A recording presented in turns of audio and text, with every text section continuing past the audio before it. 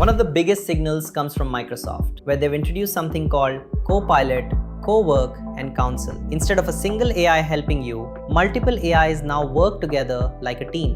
One writes, another reviews, another critiques. This is a massive upgrade from the typical chatbot experience. Think of it like having a mini company inside your laptop, each AI playing a different role. This is important because it shows where everything is heading. Not one assistant, but entire AI teams collaborating to complete tasks faster and more accurately. At the same time, Google is quietly building something even more powerful internally, an autonomous coding agent known as Agent Smith.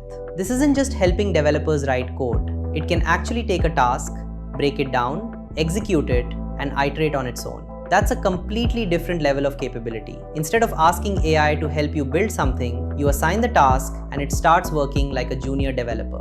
This is the early version of what people are calling AI employees. Now on the creative side, Luma AI is pushing things forward with fully multimodal AI agents. These tools can generate videos, images, audio, and text all in one workflow. So instead of using 5 different apps to create content, one AI agent can handle everything end to end. For creators, especially YouTubers and content businesses, this changes the entire production pipeline. What used to take hours or a full team can now be done by a single AI-driven system. Behind the scenes, companies like NVIDIA are building the infrastructure to support all of this. Their new Nemotron models are designed specifically for agent-based systems, not just chat. That means better reasoning, longer task handling, and coordination between multiple AI agents. This is the kind of back-end technology that will power the next wave of AI products you'll start seeing everywhere. In the enterprise world, Oracle has launched over 20 AI agents that can handle real business operations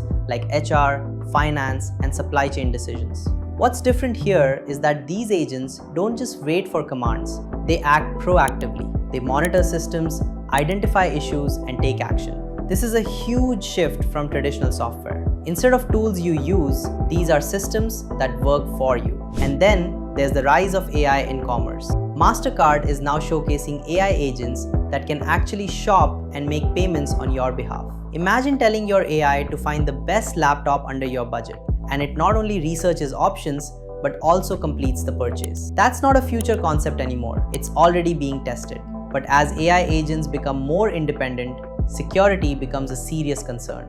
That's where Okta comes in. They're building identity systems specifically for AI agents, meaning each agent gets its own permissions, access levels, and tracking. In simple terms, companies are preparing for a world where AI is treated almost like an employee, with roles, responsibilities, and restrictions. There are also interesting developments on the edge of hardware and AI integration.